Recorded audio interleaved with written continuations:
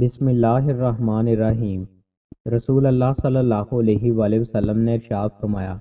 تم میں سے کوئی شخص جمعہ کے روز اپنے کسی بھائی کو اس کی جگہ سے اس مقصد سے نہ اٹھائے کہ خود اس کی جگہ پر بیٹھ جائے، بلکہ وہ یوں کہے وسعت پیدا کرو۔ رسول اللہ صلی اللہ علیہ وآلہ وسلم نے ارشاد فرمایا،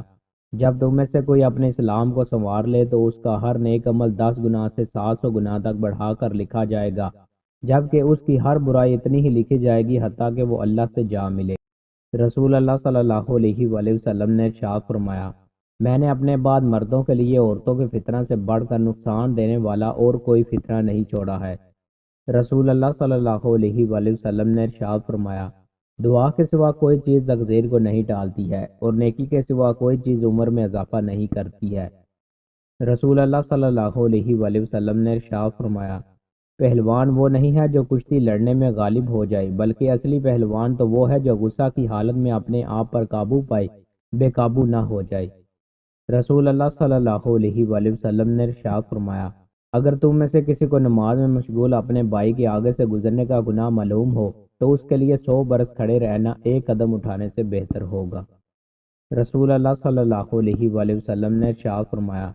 جب بندہ اچھے انداز میں عبادت کرتا ہے اور پھر وہ بیمار ہو جاتا ہے تو اس پر مقرر کیے ہوئے فرشتے سے کہا جاتا ہے، اس کے عمل ویسے ہی لکھتے جاؤ جیسے کہ حالت صحت میں عمل کیا کرتا تھا، حتیٰ کہ میں اسے صحت یاب کر دوں یا اسے اپنے پاس بلا لوں۔ رسول اللہ صلی اللہ علیہ وآلہ وسلم نے ارشاد فرمایا،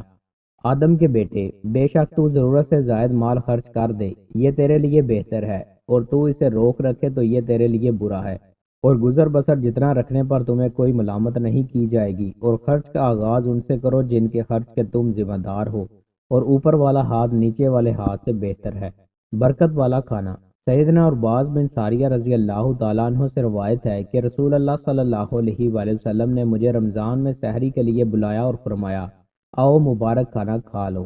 دوستوں، مزید اچھی ویڈیوز کے لیے ہمارے چینل کو سبسکرائب لازمی کریں۔ بہت شکریہ۔